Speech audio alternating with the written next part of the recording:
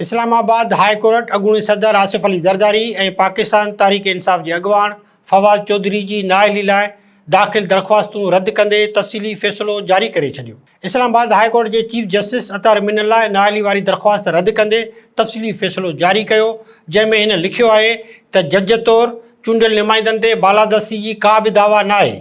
सादिक अमीन जो आला मयार चूंडियल नुमाइंदनि खां सवाइ कंहिं बि उहिदेदार लाइ मौजूदु न आहे। तफ़सीली फ़ैसिले में चयो वियो आहे त हीउ क़दम उन्हनि अणचूंडियल माण्हुनि लाइ बि नाहे जिन मुल्क जी अधु ज़िंदगी हुकूमत में गुज़ारी। 281F तहत नाअहली जा गहरा असर आहिनि। पार्लियामेंट नुमाइंदनि जी ख़ुदि एहतसाबी जो पंहिंजो मैकेनिज़म ठाहे सघे थी।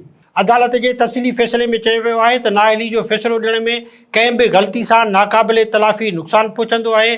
अवाम खे अख़्तियार हुजणु घुरिजनि। उन्हनि खे फ़ैसिलो करणु घुरिजे त उन्हनि जी नुमाइंदगी केरु कंदो। अवामी फ़ैसिलो करे सघे थो त केरु सादिक ऐं अमीन आहे।